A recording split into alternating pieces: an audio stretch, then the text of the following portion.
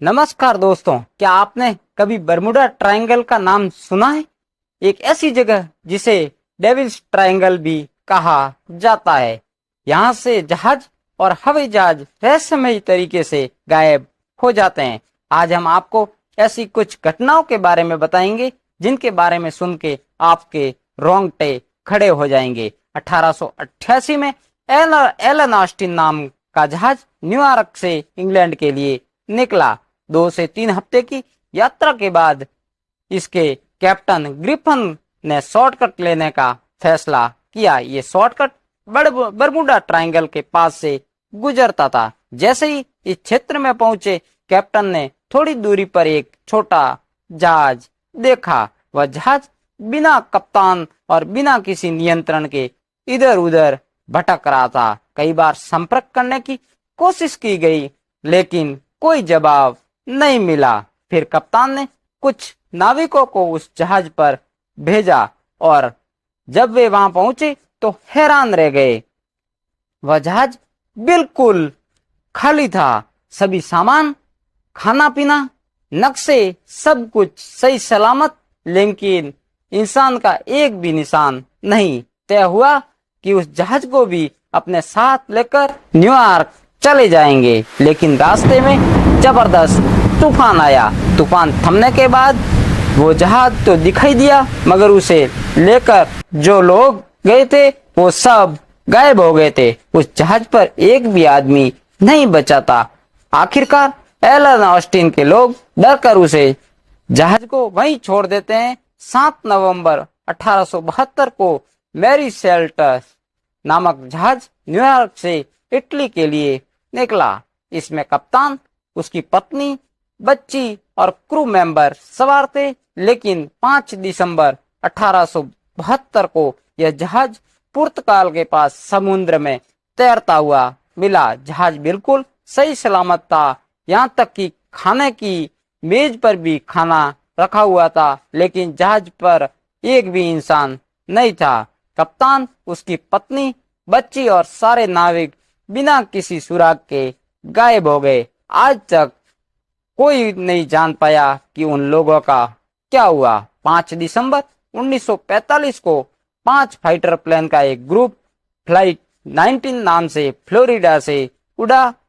उसका काम था एक जगह पर बम गिराकर वापस बेस पर लौटना। शुरुआत में मौसम साफ था, लेकिन 2 घंटे बाद हालात बिगड़ गए। फ्लाइट के लीडर लेफ्टिनेंट चार्ल्स ने देखा कि उनका कंपास खराब हो गया।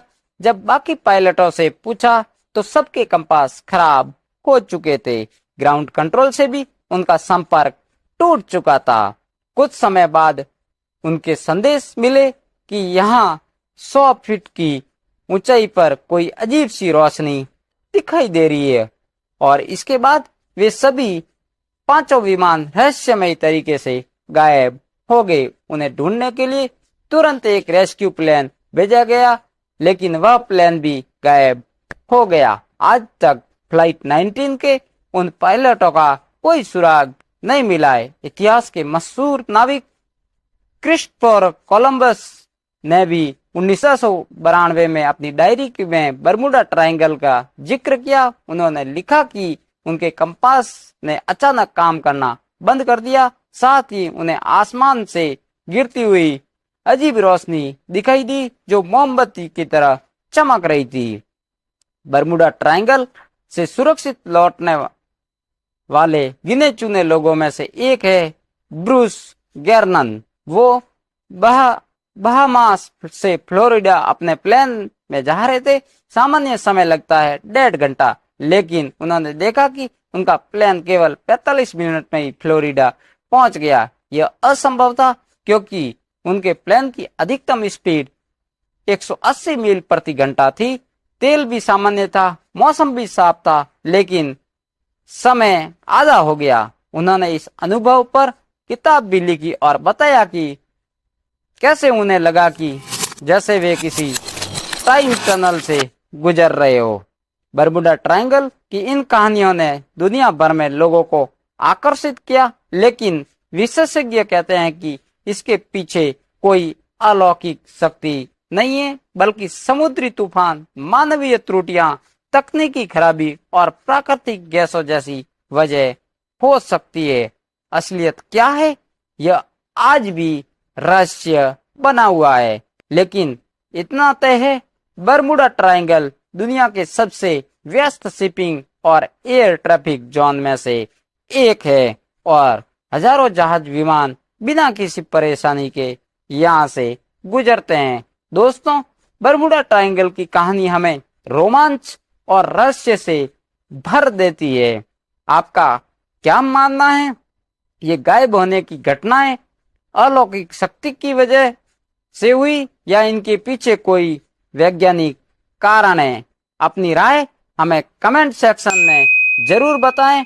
आपको यह वीडियो पसंद आया हो तो लाइक करें और शेयर जरूर करें और ऐसे ही रोचक और रहस्यमयी किस्से देखने के लिए चैनल को सब्सक्राइब करना बिल्कुल मत भूलिए। मिलते हैं अगले वीडियो में। धन्यवाद।